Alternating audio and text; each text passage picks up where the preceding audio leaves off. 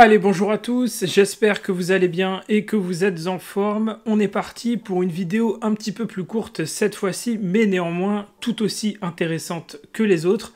On va parler dans cette vidéo de la prochaine narrative sur l'IA. Alors c'est pas uniquement que l'IA, on a également la DeFi, je vais vous expliquer tout ça. C'est la prochaine narrative vraiment qui va faire des grosses performances. Aujourd'hui, à l'heure actuelle, il y a très peu de personnes qui en parlent. Il y a des tokens qui sont vraiment à des points d'entrée hyper intéressants et on va voir ça ensemble. Comme d'habitude, quand je vous parle d'une narrative, j'essaie toujours de vous analyser au moins un ou deux tokens de cette narrative et c'est ce qu'on va faire dans cette vidéo. Avant toute chose, avant de commencer la vidéo, comme d'habitude, si tu n'es pas abonné à la chaîne, pense à le faire, à me mettre un like et un commentaire. Et puis si tu veux me rejoindre sur mon Telegram totalement gratuit, le lien est dans la description. Je te partage des analyses, des récaps de l'actualité, des analyses fondamentales et c'est totalement gratuit, donc je t'invite à me rejoindre sur Telegram. Allez, sans plus tarder, on va commencer cette vidéo. Alors, avant de passer sur l'analyse des deux tokens qu'on verra en fin de vidéo, je vais vous expliquer un petit peu qu'est-ce que cette narrative. Donc c'est la narrative DeFi, donc un mix entre la DeFi et l'IA. Donc DeFi c'est la finance décentralisée et l'IA c'est l'intelligence artificielle. Quand vous le prenez en anglais, ça fait DeFi plus AI, donc ça fait DeFi. Qu'est-ce que c'est? Tout simplement, on va vraiment pas faire les choses compliquées. C'est un mix entre la DeFi et l'IA. Donc c'est utiliser l'IA pour permettre un accès beaucoup plus facile et facilité à la DeFi.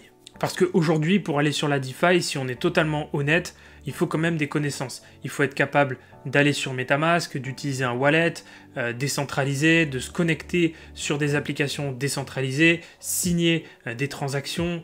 Si vous devez changer d'écosystème, vous allez utiliser un bridge. Il y a différents protocoles, différentes plateformes, différents réseaux. Bref, c'est extrêmement compliqué pour un novice. Nous, on est dans la crypto, on a l'habitude de faire ça, ça nous paraît juste hyper logique et normal. Mais pour quelqu'un qui provient de l'extérieur et qui n'a jamais entendu parler du marché des cryptos, des crypto-monnaies et de comment fonctionne l'écosystème crypto, ça paraît être quelque chose de complètement incompréhensible. Simplement pour certaines personnes, juste comprendre que le Bitcoin est fractionnable, c'est-à-dire qu'on peut acheter 0,10 Bitcoin et qu'on n'est pas obligé d'acheter un Bitcoin au comptant directement, il y a beaucoup de personnes qui comprennent même pas ça. Donc imaginez leur faire aller sur des protocoles de finance décentralisés. Bon, on est vraiment très loin de ça. L'objectif de la DeFi, c'est d'utiliser les IA, donc notamment les agents IA, pour permettre de faciliter l'accès à la DeFi. Et donc vous vous doutez bien, c'est une technologie qui est extrêmement intéressante puisque ça va permettre de rendre l'accès à la DeFi beaucoup plus accessible et donc mathématiquement ça va augmenter le nombre de personnes qui sont susceptibles de se rendre sur la DeFi. Donc le graphique que je vous ai mis ici provient de Messari, on a une source de CoinGecko et de DexScreener, donc que des sources fiables, et on voit ici qu'on a trois projets principaux de l'écosystème DeFi. On a Griffin, Aianon et Neur qui sont donc les trois marqués actuellement sur ce petit graphique. Point très important, le secteur de la DeFi aujourd'hui est en dessous de 1 milliard de dollars de market cap. Donc c'est extrêmement faible, c'est rien du tout. C'est pour dire que ce secteur est vraiment en train de grandir, est en pleine expansion et qu'on est vraiment au tout début. Donc imaginez tous les projets qui vont exploser dans ce secteur et quand la market cap de ce secteur va passer peut-être de 1 milliard de capitalisation, 1 milliard de dollars de capitalisation à peut-être 10, 100 milliards, et bien là effectivement ça va vraiment faire une énorme différence si vous détenez des tokens de ce secteur. Donc le premier, pas de débat, c'est Griffin, d'accord? On voit vraiment ici que c'est le projet avec le plus de market cap, on est aux alentours des 450 millions de dollars de market cap. Ensuite on retrouve Aianon juste ici et le projet Neur qui est également ici. À savoir que cette data là ici, elle date de janvier 2024. On va voir que ça a quand même un petit peu changé depuis à peu près 10 jours maintenant. Mais voilà, on va de toute façon parler de Griffin, ça c'est sûr. Et puis je vais vous parler aussi d'un deuxième token qui a une configuration très intéressante. Donc voilà, cette infographie, c'était surtout pour vous imager le fait que c'est un secteur qui a moins de 1 milliard de dollars de market cap Donc on est vraiment sur un domaine en pleine expansion. Ça aussi, c'est une data qui est très intéressante. C'est une news qui nous provient de Kaito et qui mesure en fait l'engagement autour du secteur DeFi AI sur Twitter. On sait que Twitter aujourd'hui dans l'écosystème crypto, c'est un peu une plaque tournante, c'est-à-dire qu'on retrouve tout, on retrouve les gros institutionnels, on retrouve les gros acteurs, on retrouve les influenceurs, on retrouve les youtubeurs, bref, on a vraiment une grosse partie de l'écosystème crypto qui aujourd'hui sur Twitter, je parle aussi des projets, hein, aujourd'hui quasiment tous les projets crypto ont un compte Twitter.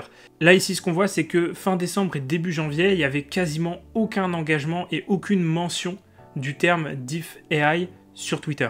Et à partir ici du 3 et du 4 janvier, vous voyez que ça commence à monter, jusqu'au 8, 9, 10 janvier, où là on a vraiment une recrudescence des mentions et de l'engagement autour de ce mot-clé. Et donc on voit que c'est vraiment une narrative qui est extrêmement récente, puisque le 9 et le 10 janvier, c'est réellement il y a 5-6 jours, je tourne cette vidéo le 16, c'est littéralement il y a 5-6 jours. Et vous voyez ici, quand on regarde les mentions et l'engagement, on est vraiment sur un chiffre très très faible. Donc on est encore sur les prémices du développement d'une hype et d'une narrative.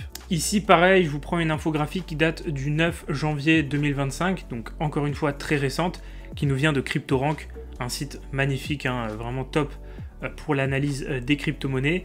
Et ici donc ils nous ont répertorié plusieurs projets du secteur DeFi AI avec les différents niveaux de market cap que vous voyez ici et les number of holders, donc en gros le nombre de personnes qui détiennent ces crypto-monnaies à long terme. Ici vous voyez qu'on retrouve pas mal de projets, donc on a Griffin en tout premier, on en avait parlé juste avant. On retrouve le fameux projet Aianon. Vous voyez qu'il a été supplanté par pas mal de projets depuis la dernière infographie que je vous ai montrée.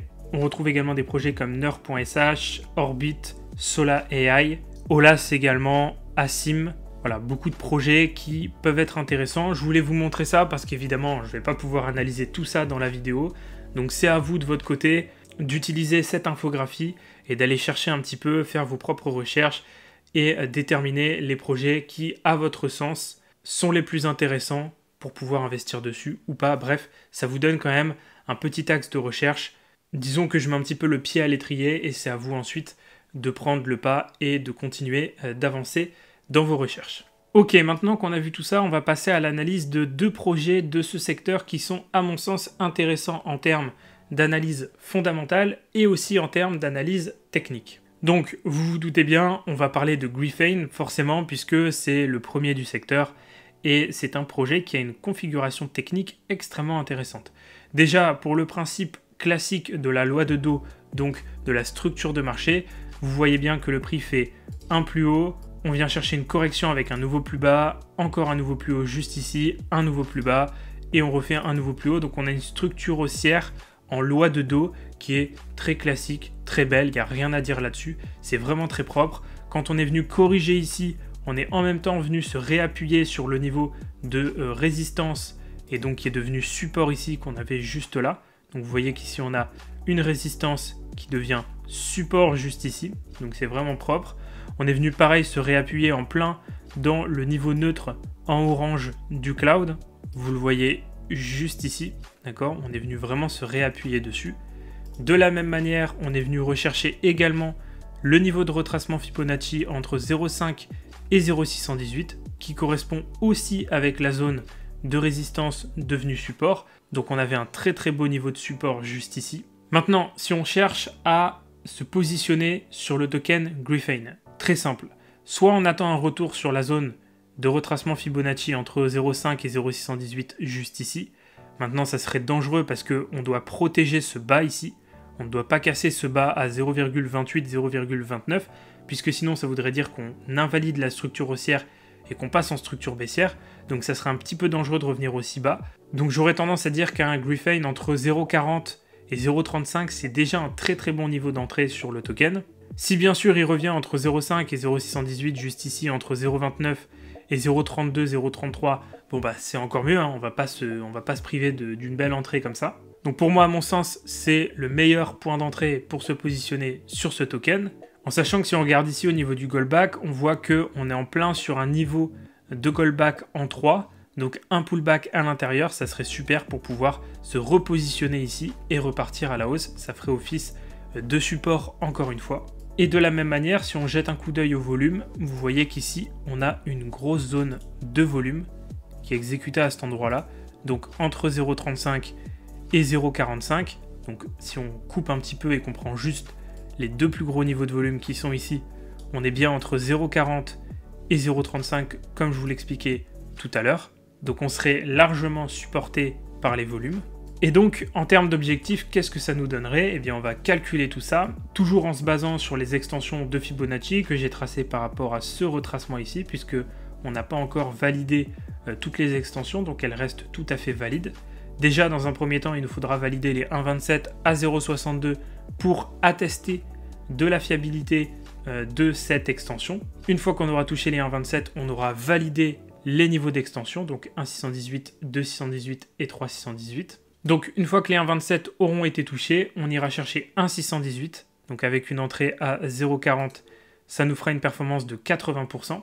Ensuite, on ira chercher 2,618 juste ici pour une performance de 175%. Donc là, on est concrètement sur quasiment du x3.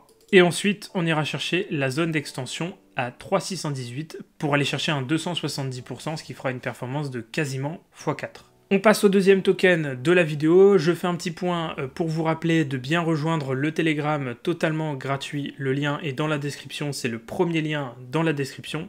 Et je fais également une petite page de pub. Si ça vous intéresse de rejoindre mon canal privé CryptoPump où je partage des analyses de l'actualité, où vous avez accès à plusieurs heures de formation sur du trading, de l'investissement, sur détecter les bonnes narratives, analyser un projet, constituer un portefeuille, déterminer votre profil d'investisseur pour créer un portefeuille qui vous correspond le mieux. Bref, toutes ces thématiques-là que j'aborde dans la formation, plus l'accompagnement en parallèle avec le groupe privé où je partage aussi mes entrées en position, etc.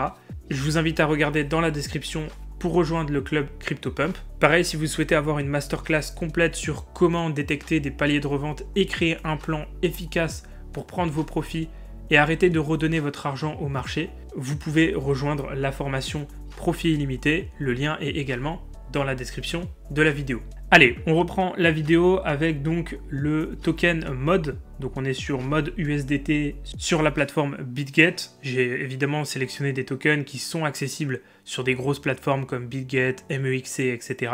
pour pas vous compliquer la vie pour ceux qui n'ont pas forcément des plateformes un peu plus underground, on va dire. Donc sur ce token, c'est assez simple. On a eu vraiment une grosse impulsion haussière ici.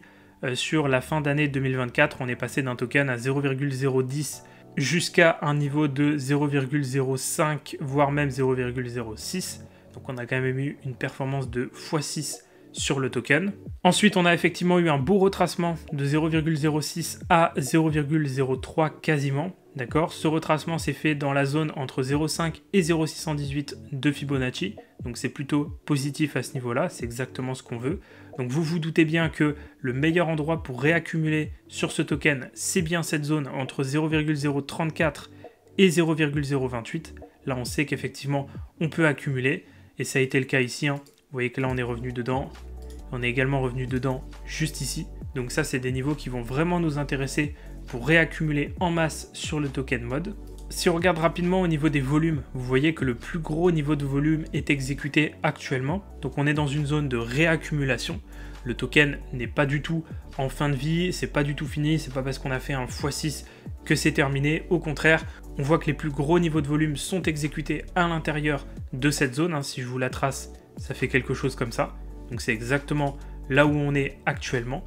Et donc ça veut dire qu'il y a de la réaccumulation, ça veut dire qu'il y a des personnes qui se positionnent à l'intérieur de cette zone et toutes les petites mèches qu'on voit ici confirment cette théorie. Donc ça veut dire que le token est en attente de réaccumulation pour avoir une nouvelle vague haussière. Donc encore une fois, si vous accumulez à l'intérieur de cette zone ici, voire légèrement plus haut à l'intérieur de tous ces niveaux de volume, vous accumulez en même temps que la plupart des investisseurs qui ont du coup un objectif de faire performer le token. Maintenant, en termes d'objectifs de performance, où est-ce qu'on va pouvoir revendre et prendre des profits? Eh bien, on va regarder tout ça. Avant ça, dernier point, je voulais aussi signifier qu'on a très bien tenu le Ripster Cloud juste ici. Vous voyez qu'on est venu se réappuyer là dans la zone bleue et on est venu se réappuyer également ici dans la zone bleue. Donc on est toujours sur une tendance haussière bien forte. On est vraiment sur une vraie dynamique haussière, un vrai momentum haussier. Et donc, forcément, c'est très positif et très encourageant pour avoir cette nouvelle vague haussière. Donc maintenant, au niveau des niveaux d'extension, on va avoir du coup le premier niveau à valider qui sont les 1,27 comme d'habitude pour justement valider l'extension. Une fois qu'on aura touché les 1,27, on sait que les autres niveaux sont validés, donc qu'il ira les chercher avec une forte probabilité. Donc le niveau des 1,27 est à 0,6780. Ensuite, une fois que ce niveau aura été touché, on ira chercher donc le niveau des 1,618. Donc on part du principe qu'on achète sur cette zone ici des 0,5-0,618 de Fibonacci. Ça nous fera une performance de 120% sur le niveau des 1,618. Donc là, on est sur une performance de x2. Sur le deuxième niveau, on va calculer ça ensemble, on serait sur une performance de 200%, donc on est sur du x3. Et sur le troisième niveau, on est sur du 285%, donc on est sur quasiment du x4. Pareil pour le token mode, on est sur un token qui a 100 millions de dollars de market cap, 110 millions pour être exact.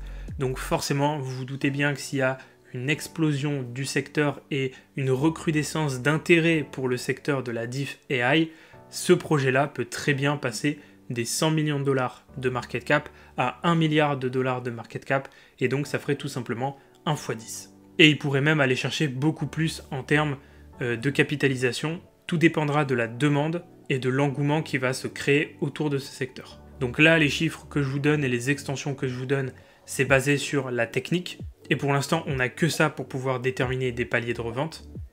Maintenant, en fonction de l'évolution du secteur, on peut évidemment aller chercher beaucoup plus.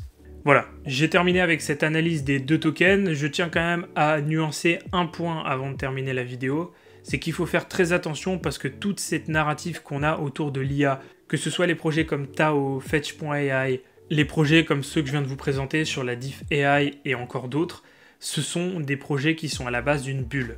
La narrative autour de l'IA, que ce soit au niveau des marchés traditionnels avec Nvidia ou au niveau des crypto-monnaies avec les projets que je viens de citer, c'est à la base une bulle. Aujourd'hui, l'IA est survalorisée par rapport à l'utilisation réelle qu'on en fait dans notre vie courante. Donc il faut partir du principe très simple, c'est que tous ces projets-là, quand la bulle va se dégonfler, tous ces projets-là vont perdre énormément de valeur, puisqu'ils vont retrouver leur valeur réelle, et pour certains, leur valeur réelle, elle est de 0, puisque c'est uniquement basé sur une hype. Donc j'attire votre attention là-dessus, si vous détenez ces tokens-là en portefeuille, que ce soit du Tao, du FET, des projets liés plus ou moins loin à l'écosystème de l'IA, je pense par exemple à la DeepIn avec du Akash Network, avec du Render Token, tous ces projets-là, prenez des profits régulièrement dessus, ayez un plan précis pour sortir de ces tokens avant une grosse correction, un bear market, etc. Parce que si vous n'avez pas ça, vous risquez tout simplement d'avoir ces projets-là qui vont tendre vers zéro et qui ne remonteront jamais une fois que la bulle de l'IA va se dégonfler. Donc voilà, je tenais vraiment à préciser ça, parce que je sais que certaines personnes vont se dire « Ok, c'est le secteur qui a le vent en poupe actuellement, donc je vais me positionner massivement, je vais acheter plein de tokens du secteur de la DeFi AI, des tokens avec des petites capitalisations, et vous avez une probabilité de faire peut-être des x5, des x10, des x20, etc. Et vous n'allez pas sortir de votre position parce que vous allez vous dire l'IA c'est l'avenir, c'est le domaine du futur, donc ça va encore monter indéfiniment, et il faut que je reste en position pour aller chercher un x50 ou un x100, etc. Bref, et au final, quand la bulle va se dégonfler, vous allez perdre la totalité des gains que vous n'aurez pas réalisés parce que vous n'aurez pas été en capacité de sortir de vos positions. Et donc ça, c'est une conséquence que je veux vous éviter, et c'est pour ça que je vous fais ce petit rappel qui, à mon sens, est très important. Si on se rappelle du secteur du gaming au dernier bull run, avec des projets comme Gala, Sandbox, Ultra iOS, etc., tous ces projets-là se sont valorisés à des niveaux complètement délirants, et dès que cette bulle du gaming a explosé, eh bien, regardez aujourd'hui la valeur d'un Gala, la valeur d'un Sandbox, la valeur d'un Ultra iOS, etc. On est quasiment à moins 90% par rapport au plus haut de 2020-2021. Donc voilà pourquoi j'attire votre attention sur cette narrative de l'IA. Ça ne veut pas dire qu'il ne faut pas investir, ça veut dire qu'au contraire, il faut investir, mais avoir un plan très précis et des paliers de revente très précis pour éviter de se faire piéger par le marché. Et ça, évidemment, je l'explique dans la formation Profit Illimité. Voilà, je vais m'arrêter ici pour cette vidéo. Si elle vous a plu, pensez à me mettre un like, un commentaire. Peut-être que si vous avez d'autres projets qui vous intéressent dans cette narrative, n'hésitez pas à m'en parler dans les commentaires, j'irai y jeter un œil. Si vous souhaitez rejoindre mes contenus privés, que ce soit donc le club privé CryptoPump, la formation Profit Illimité et aussi prendre un coaching avec moi pour ceux qui veulent un accompagnement beaucoup plus personnalisé. Vous avez tous les liens dans la description de la vidéo. Et quant à moi, je crois que j'ai tout dit, je vais vous laisser ici. Je vous souhaite à tous une excellente journée ou une excellente soirée. Et comme d'habitude, on se retrouve dans de prochaines vidéos pour de nouvelles analyses et de nouveaux partages.